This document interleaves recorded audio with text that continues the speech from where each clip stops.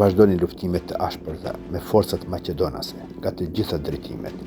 Tanket provonin që të gjejnë pikën më të dobët. Kishin tentuar edhe nga udha e qerrës, por UÇK-ja kishte vendos pika mbrojtëse në drejtim për nga bëheshin tentimet më serioze dhe njëkohësisht edhe më të rrezikshme për frontin tonë. Duke parë këtë rrezik të lartë, aty kishte pas marrë pjesë edhe Afrim Kalanica me luftëtarë të tjerë, të cilët kishin sulmuar disa herë tanket duke i detyruar të tërhiqen mbrapsht dhe ta mbajnë një distancë të caktuar, së paku aq sa armatimin që posedonin bashkë luftëtarët tanë kishte efektin e duhur. Lufta është artë në vete dhe post tjerave si detyrë primare e ka leximin e hapave të armikut para se të ndërmarrë dhe njëkohësisht maqjen e forcave sulmuese dhe mbrojtëse. Shpesh ndodh që sulmi të jetë mbrojtja më e mirë. Arroganca dhe bilvërësimi i forcave të veta, ata i shtynte që të mos ndërpresin tentimet dhe disi nuk mund ta kuptonin se si nuk po mund të depërtonin në vjet frontale, kështu që Katmulef e zbrazin duke gjuajtur masovikisht fshatrat, pa kursyer asgjë dhe me të gjitha forcat bombardonin edhe pozicionet, por po ashtu edhe vetësërimet civile.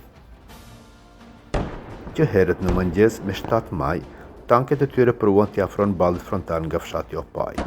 Disa tanke u drejtuan drejt pozicioneve tona me një furi të paparë, por sërish Hoxha njërin e goditi me mortaj, ashtu që e dekurajoi dhe filluan sërish të tërhiqen nga krau tjetër. Por sikur po provonin të gjejnë një pikë të dobët. U erdhi në ndihmë edhe helikopteri Mi-24, duke lëshuar raketa në pozicione, por edhe në prapavi, kurse këtë sulm e shfrytëzonin edhe mitralozët e tyre të vendosur mbi tanke dhe snajperët nga prapavia e tyre, nga plumbat e të cilëve kishte pësuar Afrim Kalanica, dëshmorin nga Kosova. Ditët e këtilla janë të paharrueshme, bën që njeriu të mos largohet krejtësisht nga ato momente, sikur të përcjellin gjithmonë duke kryer emocione të përziera dhe pshurie dhe po ashtu krenarie. Luftëtari për luftëtarin ndjen dëmshuri të paimagjinueshme edhe pse mund të mos ketë qenë prezent gjatë rënjes dashmor të dikujt në front, sepse empatia është shumë e fuqishme. Ajo të kalon momentet e zakonshme, bëhet një lidhje që nuk këputet kurrë. Luftëtari në front, familje më të afërt i ka shokët e vet. Altruizmi që ndodh në betejë e të kalon edhe atë të prindërve, të gjithë shndërrohen në një trup të vetëm. Lufta është gjendje jashtëzakonshme, jo vetëm në aspektin e rendit dhe qetësisë, por edhe në dimensionin emocional dhe shpirtëror.